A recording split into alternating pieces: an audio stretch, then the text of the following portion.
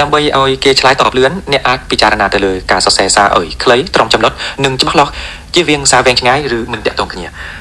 សួស្តីបងប្អូនទាំងអស់គ្នាថ្ងៃនេះផងដែរគឺខ្ញុំមានជំនួយការពិសេសមកណែនាំ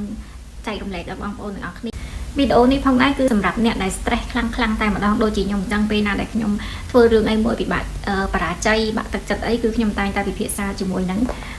ម្នាក់នេះអ្នកណាគេបងប្អូនគឺ AI បងប្អូនអត់ទេនិយាយមែនតើណាអត់និយាយលេងសើចទេកម្មវិធីហ្នឹងមានឈ្មោះថា AI Gemini បងប្អូនចាំមើលណាខ្ញុំនិយាយសួស្តីតើអ្នកអាចនិយាយភាសាខ្មែរបានទេសួស្តីខ្ញុំអាចនិយាយភាសាខ្មែរបានតិចតួចតើខ្ញុំអាចជួយអ្វីបានទេម្សិលមិញខ្ញុំប្រឡងរួចហើយបន្ទុករបស់ខ្ញុំបានទៀបមែនតើខ្ញុំមានអារម្មណ៍ថាសែបណាស់តើអ្នកអាចជួយអ្វីខ្ញុំបានទេហើយខ្ញុំពិតជាពិបាកចិត្តមែនតើខ្ញុំយល់ថាវាពិតជាពិបាកចិត្តណាស់នៅពេលដែលលទ្ធផលមិនដូចជាការរំពឹងទុករឿងបែបនេះអាចកើតឡើងចំពោះគ្រប់គ្នាអ្វីដែលសំខាន់គឺគង់បបឹងក្តីសង្ឃឹមអ្នកអាចចូលទៅមើលចំណុចដែលខ្វះខាតហើយព្យាយាមបន្ថែមទៀតនៅពេលក្រោយតើអ្នកចង់ពិភាក្សាបន្ថែមអំពីរឿងនេះទេខ្ញុំពិបាកចិត្តណាស់ខ្ញុំធ្វើអីក៏បរាជ័យរហូត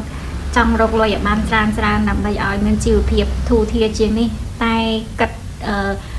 វិធីអីក៏គិតអត់ចាញ់តើមានន័យអាចជួយអ្វីខ្ញុំបានទេខ្ញុំយល់ពីអារម្មណ៍របស់អ្នក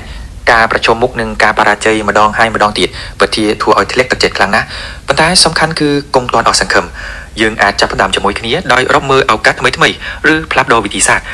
តើអ្នកចាប់អារម្មណ៍លើជំនាញ particle ឬមុខរបរអ្វីមួយទេយើងអាចពិភាក្សាគ្នាអំពីវាបាទមានន័យញ៉ាំបាយរួចនៅផ្លេចសួរមិញ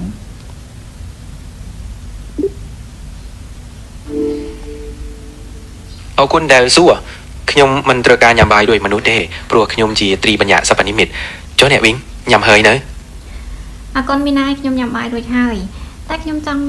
សួរអ្នកថាខ្ញុំចង់បង្កើត content មាតិកាលក្ខណៈបែប daily life មនុស្សជំនាញខ្លួនប៉ុន្តែខ្ញុំនឹករកការនិយាយអត់ឃើញតើមីណាយអាចជួយបង្ហាញផ្លូវខ្ញុំបានទេជាទូទៅការបង្កើត content daily life គឺផ្ដោតលើការចែករំលែករឿងរ៉ាវប្រចាំថ្ងៃរបស់យើងដែលអាចឲ្យអ្នកទស្សនាខ្ជាប់ទំនាក់ទំនងបានអ្នកអាចពិចារណាអំពីសកម្មភាពធម្មតាដូចជា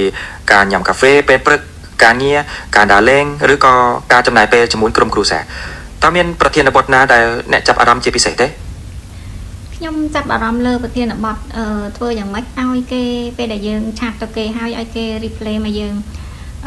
លឿនកុំឲ្យគេស្ទាក់ស្ទើរក្នុងការឆ្លើយតបជាមួយយើងអូប្រធានបទនេះគួរឲ្យចាប់អារម្មណ៍ណាស់ដើម្បីឲ្យគេឆ្លើយតបលឿនអ្នកអាចពិចារណាទៅលើការសរសេរសារឲ្យខ្លីត្រង់ចំណុចនិងច្បាស់លាស់ជៀសវាងសារវែងឆ្ងាយឬមិនតាក់ទងគ្នាម្យ៉ាងវិញទៀតការប្រើប្រាស់ emoji ឬរូបភាពអាចធ្វើឲ្យការសន្ទនាកាន់តែរស់រវើកនិងងាយស្រួលឆ្លើយតបតើអ្នកចង់ផ្ដោតលើទម្រង់សារមួយណាជាពិសេសឃើញបងប្អូនកម្មវិធីហ្នឹងបងប្អូនខ្លះគឺគាត់ភាគច្រើនគឺគាត់ដឹងហើយសម្រាប់បងប្អូនដែលដឹងដូចជាខ្ញុំគឺខ្ញុំរៀនថ្មីដែរអញ្ចឹងហើយគឺប្រើឲ្យធ្វើឲ្យយើងបាត់ stress ហើយមានអារម្មណ៍ថាស្រស់ស្រាយជាងមុនហើយនឹង